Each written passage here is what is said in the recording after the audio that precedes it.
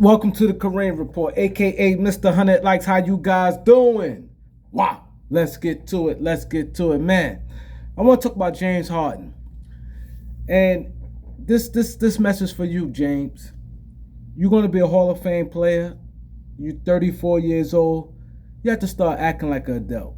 Now, I see a lot of people sit back and say, "Oh, I understand where James coming from. I do the same thing. Daryl Morey lied to him. Yada yada yada yada." Right?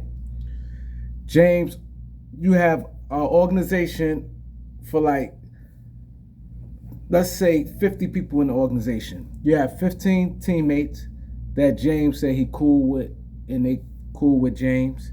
You have all the other parts of the organizations, the owners. You know, Philadelphia has, I think, about 3 owners, assistant general manager, the whole coaching staff, and people, whoever part of the marketing, whoever part of the Philadelphia 76ers, the fans. You don't have an issue with nobody but one person. Daryl Morey is not playing on the court with you. Daryl Morey don't write your checks. He's not the owner. So I say that to say this. Like, and sometimes you have to grow up and be like, you know what? You know what I'm saying? Let me just chalk this up as a loss. It's not the end of the world. The way you go about it, you're making things worse. You just get out there and play. You saying I would be play for an organization that Daryl Morey a part of. Yes, he a part of it, but at the end of the day, he's not the face of that organization.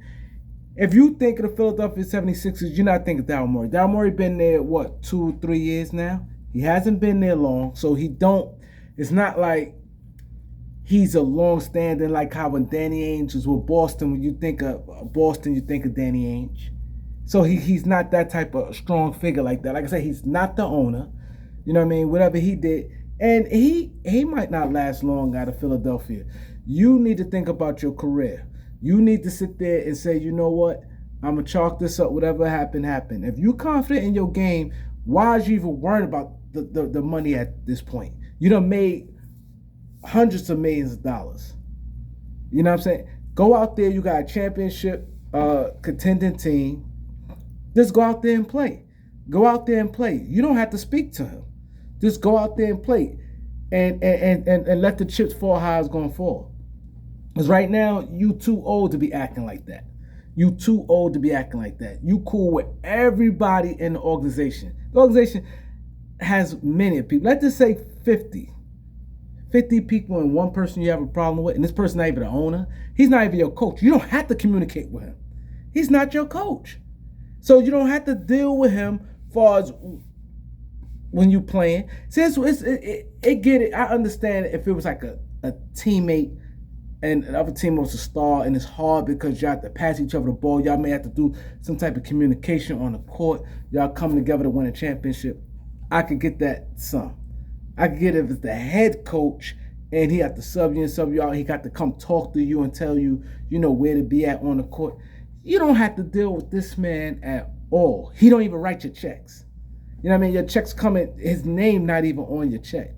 So you really don't have to deal with him. You got 1 year left. You're going to be free agent at the end of the year. Like, come on, man. You have to grow up, man. You have to set a better example. You have to set a better example for the people that's coming behind you. See, that's the problem. A lot of people be selfish. A lot of people don't understand. It matters, the people behind you. It matters.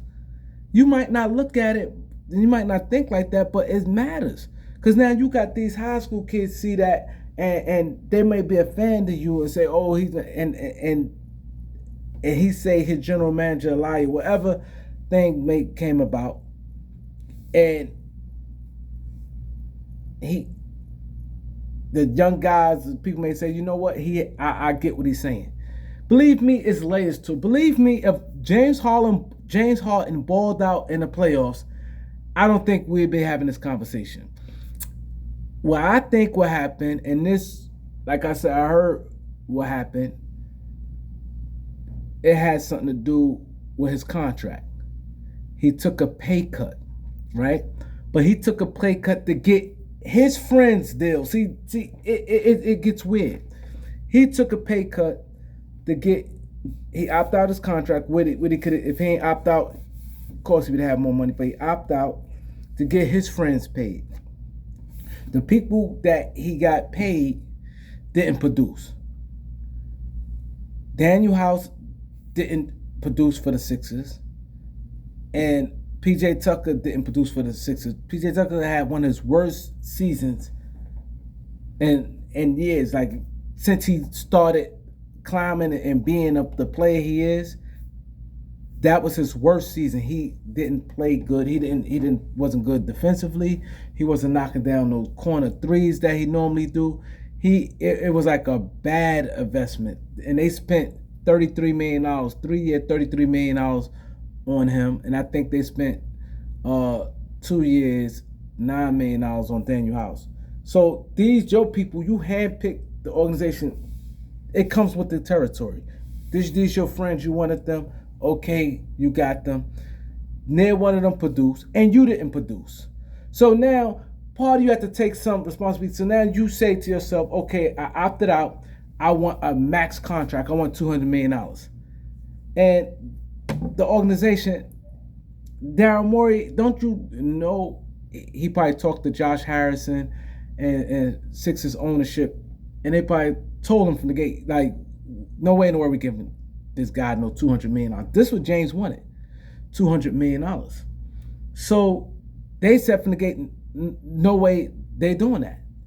And then not only that, James didn't fully commit to them. See, it's a long story than what people say, what people think. James didn't commit to them. James flirted and tried to, get into a situation with Houston. And he told Philadelphia that it wasn't, everybody just knew he's going to back to Houston. But once Houston got Ime Udoka, and he said he didn't want no parts of James Harden, or he wasn't coming there as coach. He wanted to see how his roster looked and what was their plan. And I don't know if James Harden's name got mentioned, but he didn't want to have anything to do with coaching James Harden. And they wanted him as a coach, and they felt that whatever he said, they was going to go by him, and they cut off anything would have started with James Harden. It was nothing happening. Then James Harden tried to run back to the Sixers. It's the same, similar, not the same, but when you say you out and then try to come back, it don't work like that. Same thing like Dame Lillard. Dame said he wanted out, then tried to say, well, I will come back. And they said, no, we going to trade you. James Harden I don't know if he's told Sixers he want out, but he flirted with the idea with Houston, and everybody was saying he going back to Houston. And it was a real rumor. All people in Houston were celebrating, saying he's coming back. James Harden coming back. And he never gave Sixers any real thing that he wanted to stay with the Sixers. It's always like, I don't know, and behind closed doors, a lot of people say he wants to go back to Houston, and the Sixers organization heard this. So now his option closed. Now you try to come back, and then you want a max contract. And he said he's not giving you that contract. That's all it was about. Once he said he's not giving you that contract, he said, well, trade me to the Clippers. And they didn't get the deal they wanted. He said he would do it, I guess. This is what I think the lie is, that he said two lies I think they accusing Daryl Morey of. One, that he was going to get a max contract, which Daryl Morey can't really, that's not really his call because he's not the owner of the team. So for one, Daryl Morey really can't tell him for sure unless the owners already gave him the blessings. That's one. And other that he's going to trade him to the Clippers, and he thought he's going to get traded to the Clippers right away. And that's his naive knowing it don't work like that. Clippers have to give them something that they want. A trade is not as simple as people may think it is. So he wanted to trade him to the Clippers. Clippers didn't want to give up certain things that they wanted, and it didn't work out. So at the end of the day, he should just chalk his losses, and I'm hearing that he's going to come to camp, but he's going to make a St. James. Listen to me, bro. Go out there and play your heart out. Be respectful. Show these young kids this is things happen, and you can learn from your mistakes. And go out there and ball, man. Go out there and ball and see what happens next year. Because what you're doing now, you're making things worse. Like, comment, share, subscribe. Peace.